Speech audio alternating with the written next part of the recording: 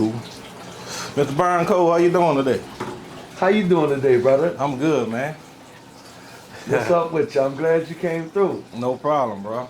I've been seeing you on Instagram, man. I said, Jeter, man, plug me in with him, bro. Jeter shot me your number, and shout out to Jeter for that. First thing I gotta say is shout out to GDP. You know, it's gonna take a village, and it's enlightening for me to see younger brothers that's trying to walk in the same light I'm walking in terms of helping others. So he put us both on. Respect that.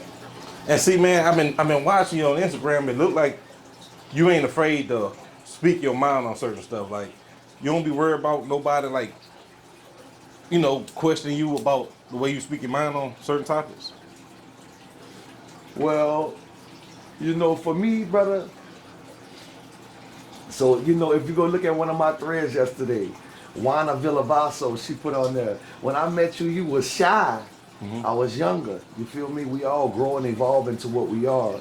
But what people are mistaken for me is that, and misconstruing with me, is that what they see in me now is a passion driven by understanding what's going on socially for black people in America, because my mother was the first black woman to be president of the NAACP in the United States and was an original Black Panther.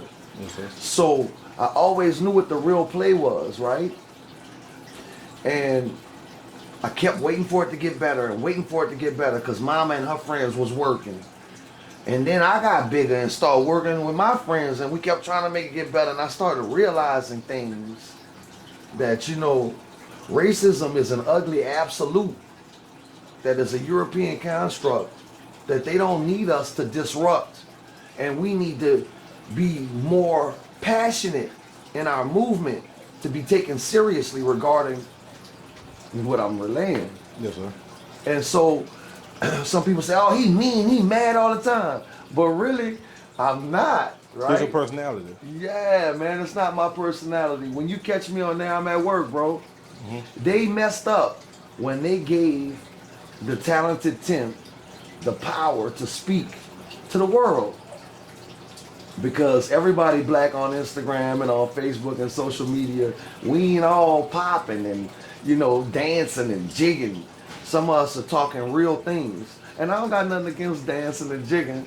I'm just saying, that's not what I'm on. Yes, sir. You know, I use this platform for what I need to. If I can talk to the world, why I'm gonna say some dumb shit? Why I'm gonna say something that has no meaning? And then, when you got as many followers as I do, you know, you never know who's watching. I've come to grow to figure out that there's a host of 15 to 20-year-old black males watching me. And they say, well, B, what are you showing them?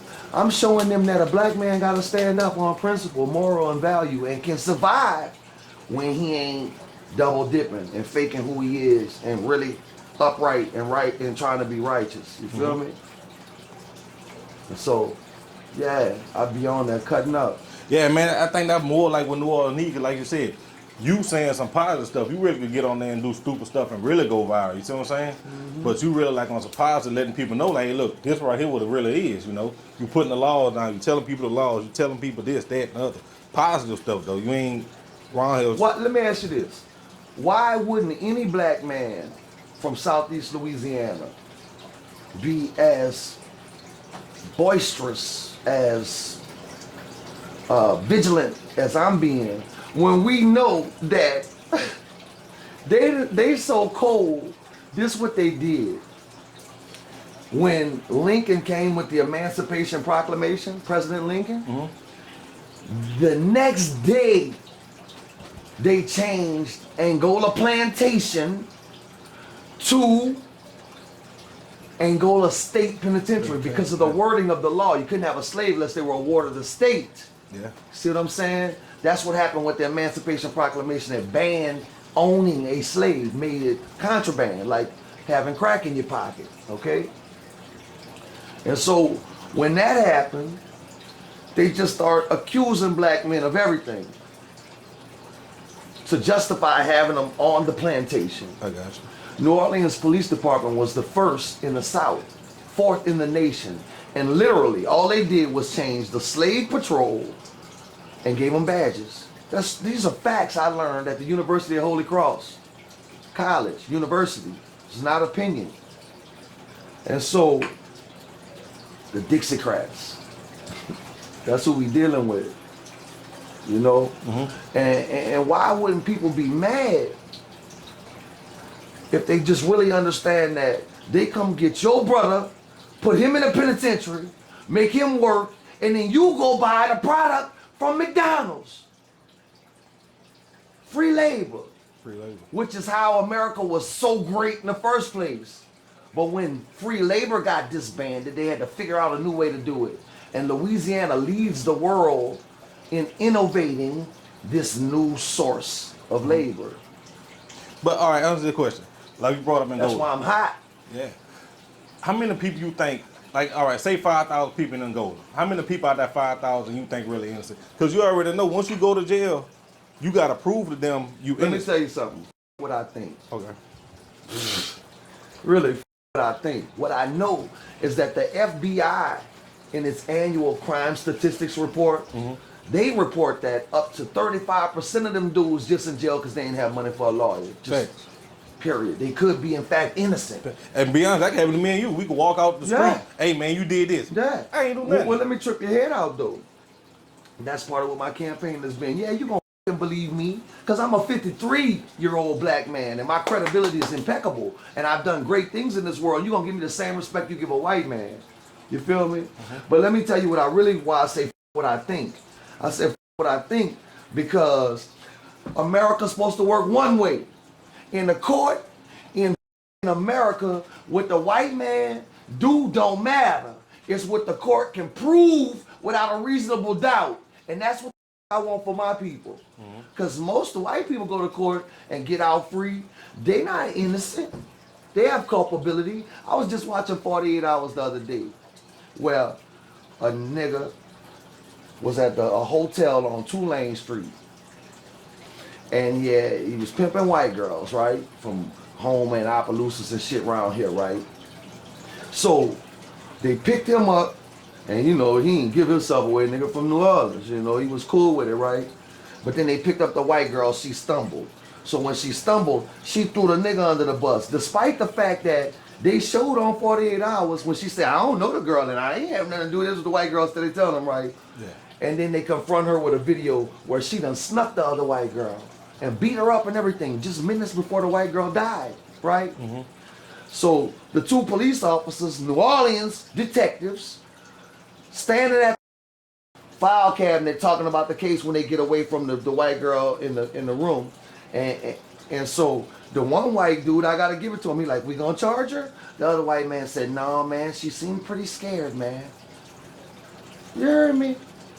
When they got a video showing that she had just beat up the white girl that the dude murdered, that the black dude murdered, you feel me? Yeah. So she obviously was in on it. Then when they pulled her in, she said she ain't know nothing. That's culpability. That's when me and you would have caught that case. Yeah. Had I been with you and knew, you understand? They drag them all out when they black, and they slip through the cracks when they white. So I want one set of rules. You feel me? Yeah. And then when we get the one set of rules, then America will have to decide if they're gonna do that with some morality involved, instead of just, you know, making it where black people support the prison base because we don't get no benefit of the doubt and we can never seem to get a reasonable doubt. You know what I'm saying? Yes, sir. Like they got a case like that in Baton Rouge. The white guy, he killed the homeless black dude. The dude was asking for money, and the white dude walked into the black dude, told him, "Hey, don't ask the white woman for some money." They exchanged words. The white dude killed the black homeless guy. He only got probation out the deal. So, brother, I can regurgitate every case that done happened from. We'll kick this off for us to get woke. Trayvon. okay. I was in Sanford. You heard me? The day that the police finally decided they was gonna press charges on Zimmerman, you know who led that march? Wait, you? Me. Okay. Got video proof and everything. I'm on InfoWars that day. I was on every channel in Orlando, but you can't Google that now because I'm a real abolitionist. You feel me? Yeah. They dismiss our work and they hurry up and block it where people can't find it. But that's the real truth. And I got witnesses, Ntozake Okoli, Paul Bagsby, people who I brought there with me. When I got there, they had an old black preacher and some college students. The college students was sitting down like they was in kindergarten doing what they was supposed to do the right way. And the black preacher was singing Kumbaya.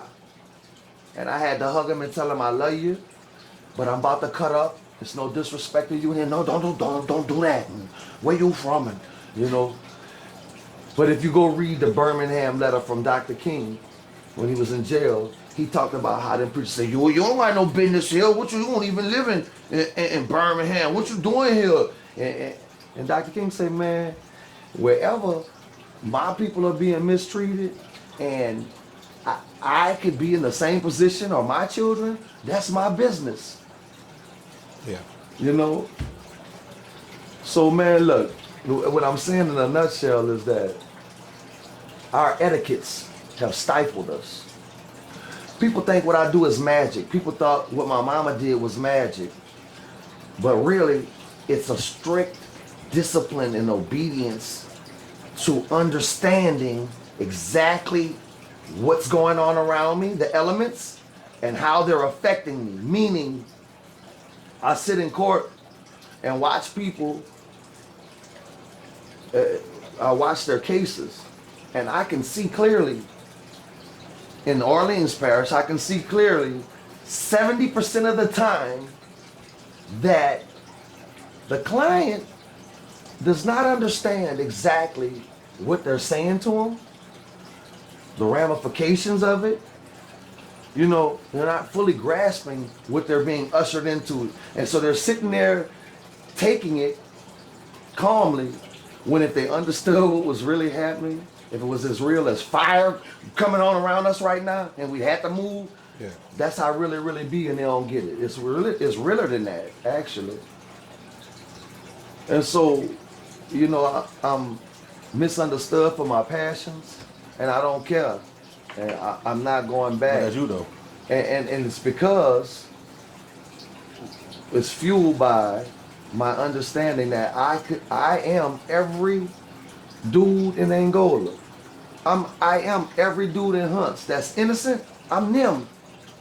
Because every day I leave my house with a legal weapon that I never pull on anyone, and I just have it so that I can make sure I make it home in the worst of times, right? And that's where Cardell Hayes was. He was coming from a family function where there was love and alcohol, where he had no drinks. You heard me? Will Smith had coca, alcohol in his system, was way above the limit, drove into a man's vehicle and fled.